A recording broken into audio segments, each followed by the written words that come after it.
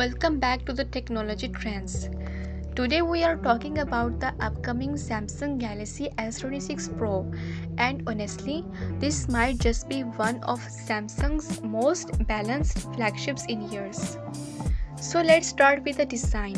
According to the latest leaks, the S26 Pro will feature a 6.2-inch display, making it one of the most compact premium flagships in 2026. Samsung is reportedly slimming it down too, with a thickness of around 7 mm, which means it's going to feel really sleek and lightweight in the hand.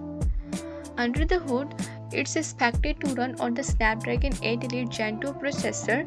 This is Qualcomm's next-gen chip for 2026, and it's promising not just top-tier performance but also major improvements in AI processing and better efficiency. Pair that with around 12 GB of RAM, and this thing should fly through multitasking and gaming. Speaking of battery, the S26 Pro is rumored to pack a 4300 mAh cell. Now that's actually a nice upgrade considering the slim design.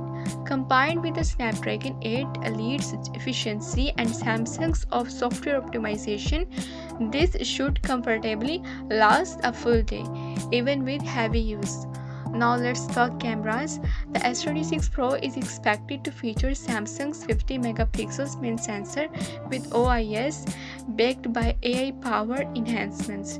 Early rumors also suggest we will see better night photography and smarter scenes optimization, thanks to Samsung's push into on-device AI features this year.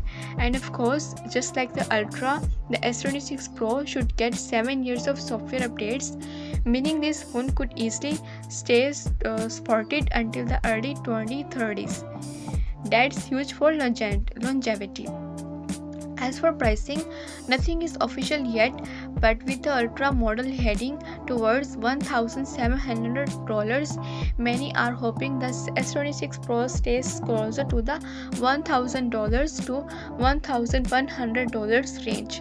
If Samsung can pull that off, this could be the best all-rounder in the S26 lineup. So what do you think? Would you pick the S26 Pro for its balance of size, power and price, or would you go all out for the Ultra models? Drop your thoughts in the comments and don't forget to subscribe.